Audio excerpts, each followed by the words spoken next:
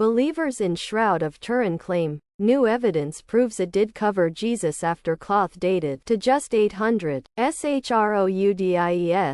who believe that the Shroud of Turin is the burial cloth of Jesus Christ are calling for a retest of the artifact. The linen cloth appears to bear the image of the body of a man, but scientists have struggled to agree on how old it is despite expert analysis. Jesus's death is thought to have taken place around 30 to 36 AD. The first certain historical records of the shroud date back to 13th–14th century in France, and a local bishop in 1390 called it fake. In 1988, the shroud was radiocarbon dated to 1260 to 1390 AD, but in 2013 an Italian researcher claimed to date shroud fibers to 300 to 400 AD. If the in-depth results from 1988 are correct, then that would make the shroud around 800 years old and not old enough to have been around when Jesus is thought to have lived. The legendary cloth, shown in this positive and negative file picture, is believed by many Christians to be the shroud that covered the dead body of Jesus Christ. Credit.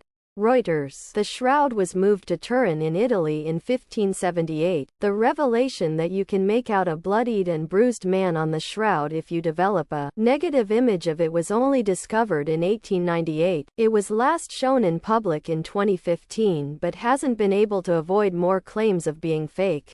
In 2018, researchers claimed the blood flow on the shroud was not consistent with that of what a bleeding body would produce. Some skeptics even think the linen is a clever medieval fake. Supporters on either side of the argument are claiming they have evidence which backs them up.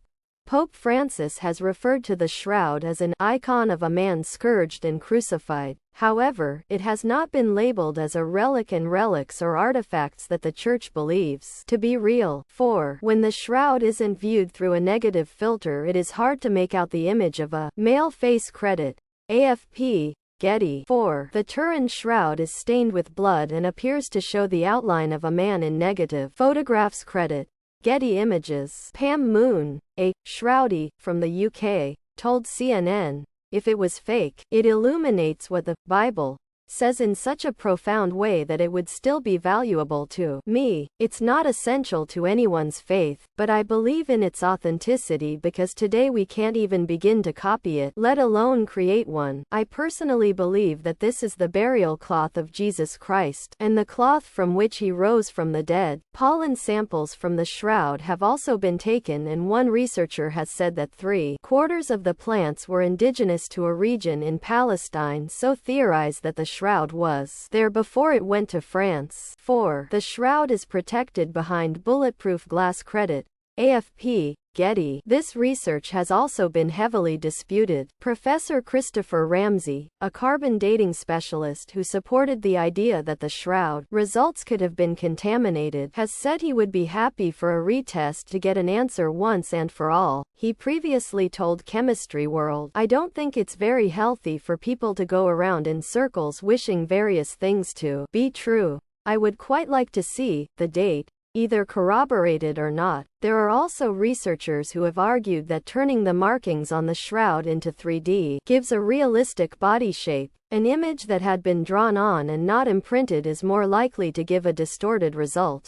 Many experts agree that the shroud did contain the body of a man who was crucified, but the age of the linen is what really needs to be cracked before they can determine who that man was. Over the years it has been touched, kissed and sweated on, meaning it may be covered in a bacterial film that is causing the radiocarbon dating to be incorrect. As archaeological dating technology advances, we may be drawing closer to getting a final answer. For now though, the shroud remains one of the most important artifacts in the world.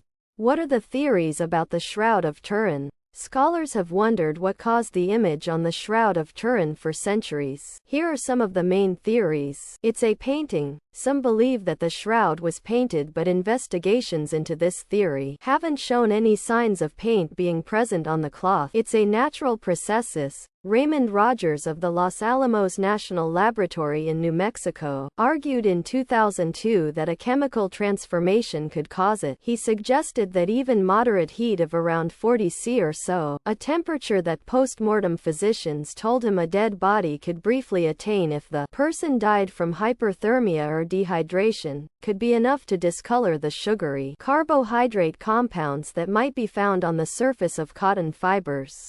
It's a photo. Scholars have concluded that the image is a negative, meaning that it is dark, where it should be light.